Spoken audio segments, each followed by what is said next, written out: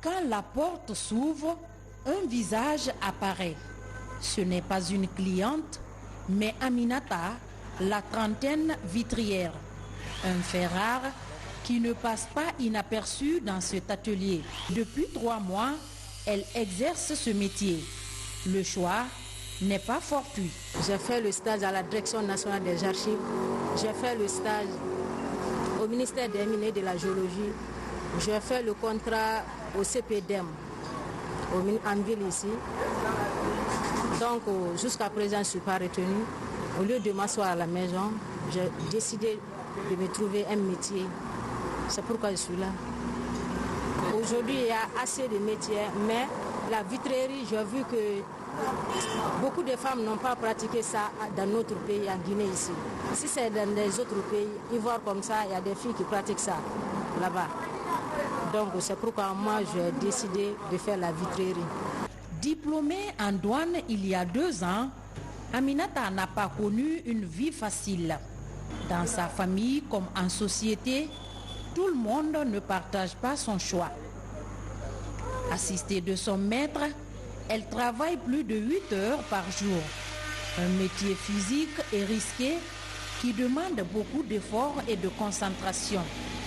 Face à ces réalités, Aminata en est consciente.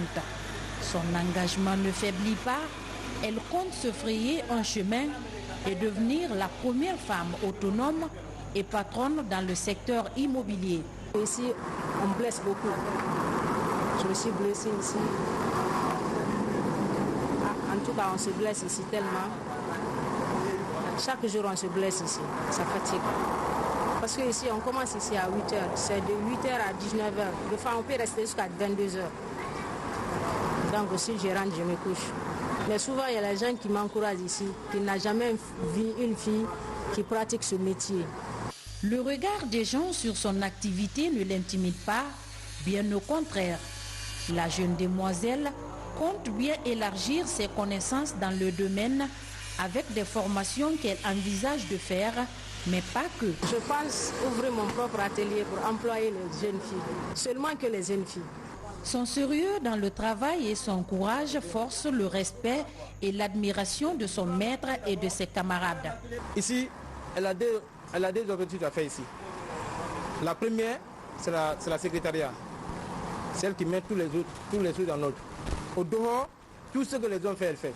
Et quand elle est là, elle est plus que même les hommes, je peux dire les mots.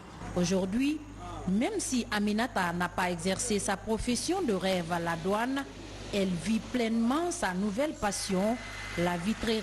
Comme elle, de plus en plus de femmes exercent des métiers réservés aux hommes, comme la mécanique.